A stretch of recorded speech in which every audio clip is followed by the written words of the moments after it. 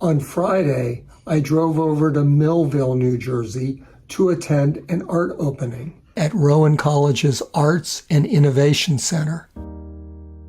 Like me, the artist was a graduate of the Pennsylvania Academy of the Fine Arts in Philadelphia, and his show is a revelation of nature and feeling.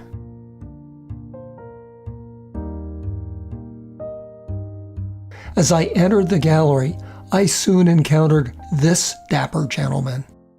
Hi, I'm Michael Cagno, Executive Director of the Noyes Museum of Art at Stockton University and curator of this exhibition, Life by Glenn Rudderow. In a recent article, Michael wrote, "For decades, Glenn Rudderow has been interpreting the Delaware Bay Shore, capturing the spirit and light of the wetlands. His paintings have revealed the early morning mist rising from the marshes, light reflecting off the tidal waters, and the quiet farmhouses resting across the land. As a visual poet, Glenn chose to live within the landscapes that he painted. It was through this immersion that he was able to paint the region with deep familiarity." Michael quotes from Glenn, "My paintings reflect the cycle of the seasons. The forever changing light, the harmonies sung by plants, animals, and insects in their interactions with water, land, and air. I try to capture the feelings that suggest the lives and spirits of the people who move through these harmonies, and to convey my passion and obsession for these things." To paraphrase N.C. Wyeth, one can only paint that which one knows more than intimately. One has to know it spiritually.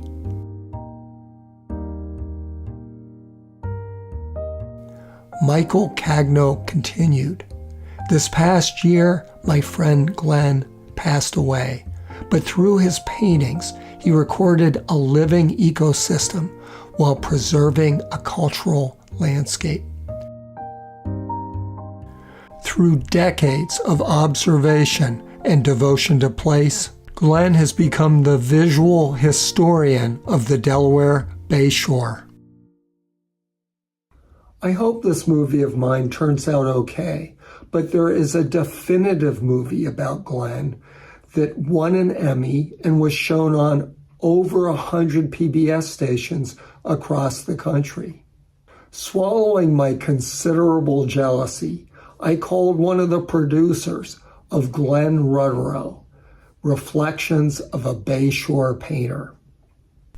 Jane Galetto, the producer of the best movie ever made about Glenn. Thank you for talking to me. Hi. It's a pleasure. Okay, so I have to ask you one very specific question. Was Glenn an environmentalist? Glenn had a deep interest in the environment. He would ask me questions about sea level rise and wetlands erosion, the loss of the marsh. He was deeply interested in those things, and it really bothered him, the changes that he saw in Bayside and how he saw aspects of it disappearing and changing so drastically. But I think his palette was his advocate. I believe that most things that have been protected in the United States have been protected by their aesthetic. Jane explained that in the 19th century, great American artists headed out to paint the Western landscape. Their canvases were a revelation to audiences back in Eastern cities. She feels that Glenn has continued that tradition. Glenn was masterful in that. Glenn was always uniquely aware of the psychological effect of his paintings. He didn't paint a place as much as he painted a feeling of the place. I think many artists, they take a photograph or They go out and they paint what they see. Glenn painted what he felt. Jane emphasized to me that many of Glenn's beautiful scenes are not, in fact, real, and that his gift as an artist was to make the impossible believable. Most regular viewers would accept it as reality. He knows that what you're looking at is in no way photographic.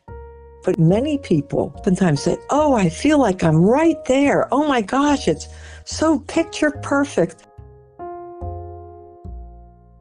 In terms of a beautiful scene and the sometimes challenging reality behind it, I had another question for Jane.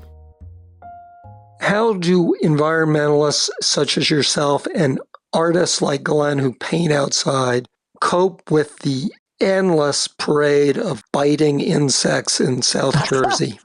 Well, it's funny you should ask that.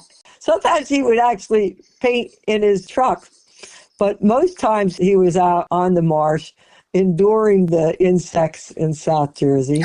And he has one painting where he had paintings of birds. He said, the insects are so bad, I'm not sure if some of those birds might not be no-see-ums.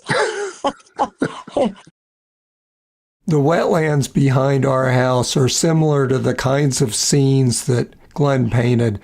And when I filmed this for roughly 15 seconds, my head was swarmed by no-see-ums, and I just had to run away. At the opening, I met Carol Connor, Glenn Rudderow's widow, and I emailed her some questions and asked her to respond with voice memos. How and when did Glenn end up in a wheelchair, and was he stoical about that? Glenn was injured in 1968 while hiking in Horseshoe Canyon, Alberta, Canada. He lost his balance as he and his brother were descending into the canyon, and his momentum eventually caused him to tumble about 75 feet. His journals indicate that he was periodically depressed about the limitations that his injury imposed on him. And around 1980, he wrote that he finally, 12 years after the fact, had to accept the permanence of the situation and how it would impact him for his remaining years.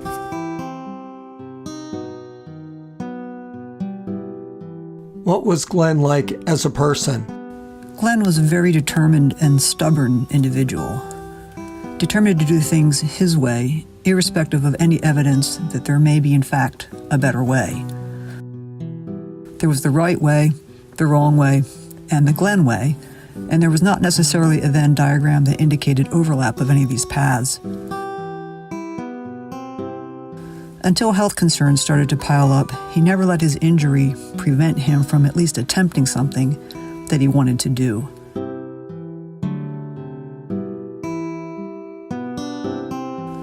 He was fiercely independent when it suited him, and he resisted most offers to help him unless the task was just physically more than he could do.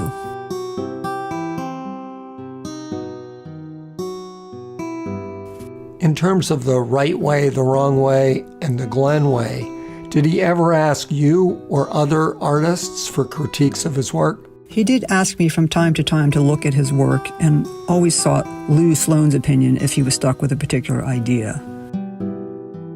I don't have much training as an artist, but he seemed to value my opinion and insights. He would also bounce ideas off his friend, Chris Still. My name's Chris Still, and Glenn was a dear friend of mine. Tell me about Glenn's relationship with Lou Sloan, who I remember as, without a doubt, the kindest, most caring instructor at the Pennsylvania Academy. Glenn and Lou Sloan maintained a friendship from Glenn's days at the Academy until Lou's death in 2008. He had visited us just a few days before he died. Glenn loved Lou not only as a mentor, but as a friend and colleague. I think Lou sort of took him under his wing and guided him, particularly in his teaching career at the Academy. Lou included Glenn on his student trips to the Catskills well after Glenn had graduated from the Academy, and frequently visited for a weekend when Glenn lived in Dividing Creek, bringing students along to experience the salt marshes. 11 years after his friend died, Glenn wrote, "I miss Lewis so very, very much. I think of him every day. I know beyond any doubt how fortunate I am to have known him, to have studied with him, and to have had a friendship, a true friendship with him."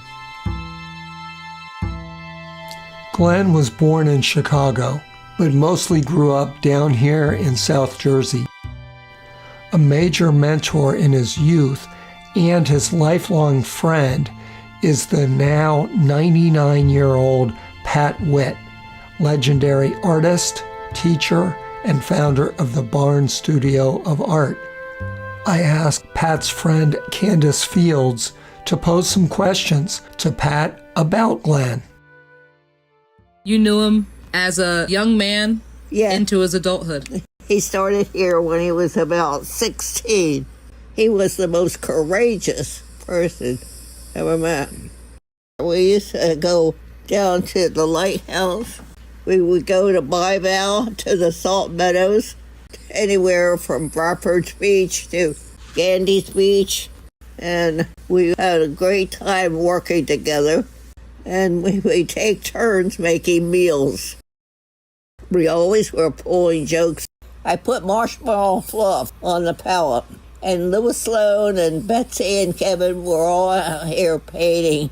And I said, Glenn, let's pull a joke on them. I'll have my palette sterilized and my palette knife, and I'll say, Glenn, can you tell the difference between brilliant white and lead white? He said, no. And I scooped up the marshmallow fluff. Here, Jason, what is it? He said, it's flake white. I thought Lou Sloan was crying. Why did you do that? It's lead poisoning. Oh, Pat, Lou Sloan, and Glenn were all fast friends who loved painting the Delaware Bayshore. Here's a late painting by Pat Witt, who's had to adapt because of macular degeneration.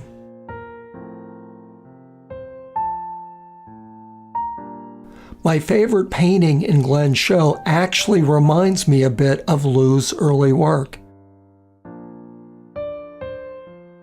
Glenn painted The Three Sisters Storm over Fortescue in 1977, just after he graduated from the Academy.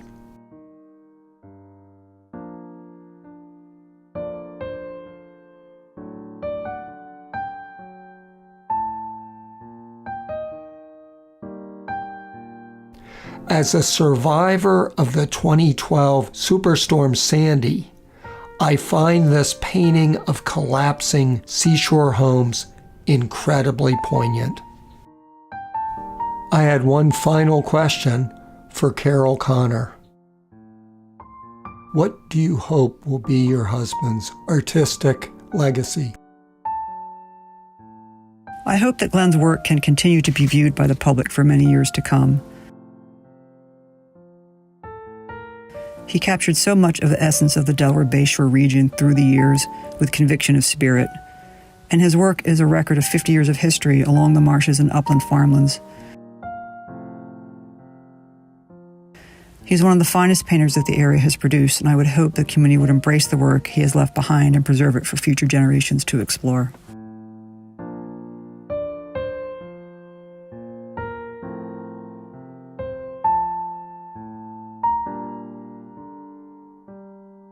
A Life in Art, Glenn Rudderow, will be on display through July 20th, 2026 at the Arts and Innovation Center in Millville, New Jersey.